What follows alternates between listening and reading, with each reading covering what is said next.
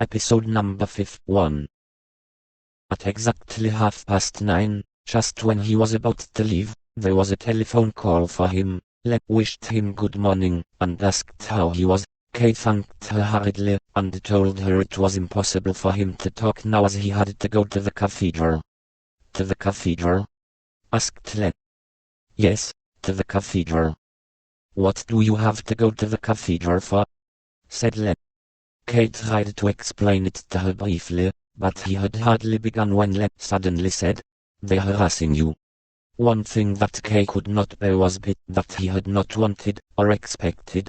He took his leave of her with 2 words, but as he put the receiver back in its place he said, half to himself, and half to the girl on the other end of the line, who could no longer hear him, "Yes, they're harassing me." By now the time was late, and there was almost a danger he would not be on time. He took a taxi to the cathedral. At the last moment he had remembered the album that he had had no opportunity to give to the Italian earlier, and so took it with him now. He held it on his knees and drummed impatiently on it during the whole journey. The rain had eased off slightly, but it was still damp, chilly, and dark. It would be difficult to see anything in the cathedral, but standing about on cold flagstones might well make K's chill much worse. The square in front of the cathedral was quite empty. K remembered how even as a small child he had noticed that nearly all the houses in this narrow square had the curtains at their windows closed most of the time, although today, with the weather like this, it was more understandable. The cathedral also seemed quite empty. Of course no one would think of going there on a day like this. Kay hurried along both the side naves, but saw no one but an old woman who, wrapped up in a warm shawl, was kneeling at the picture of the Virgin Mary, and staring up at it. Then, in the distance, he saw a church official, who limped away through a doorway in the wall.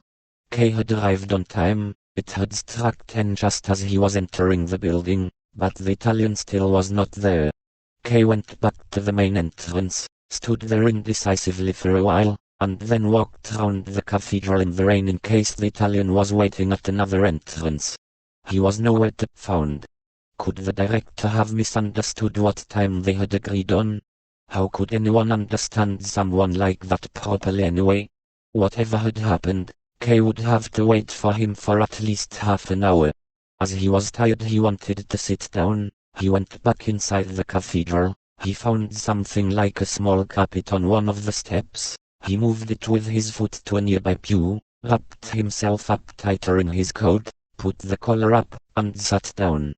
To pass the time he opened the album and flicked through the pages a little, but soon had to give up as it became so dark that when he looked up he could hardly make out anything in the side nave next to him. In the distance there was a large triangle of candles flickering on the main altar. Kay was not certain whether he had seen them earlier. Perhaps they had only just been lit. Church staff creep silently as part of the job. You don't notice them. When Kay happened to turn round he also saw a tall, stout candle attached to a column not far behind him. It was all very pretty, but totally inadequate to illuminate the pictures, which were usually left in the darkness of the side altars, and seemed to make the darkness all the deeper. It was discourteous of the Italian not to come, but it was also sensible of him. There would have been nothing to see. They would have had to content themselves with seeking out a few pictures with K's electric pocket torch, and looking at them one small part at a time. Kay went over to a nearby side chapel to see what they could have hoped for. He went up a few steps to a low marble railing, and leant over it to look at the altar picture by the light of his torch. The eternal light hung disturbingly in front of it. The first thing that Kay partly saw, and partly guessed at, was a large knight in armor, who was shown at the far edge of the painting. He was leaning on his sword that he had stuck into the naked ground in front of him, where only a few blades of grass grew here and there. He seemed to be paying close attention to something that was being played out in front of him. It was astonishing to see how he stood there without going any closer. Perhaps it was his job to stand guard.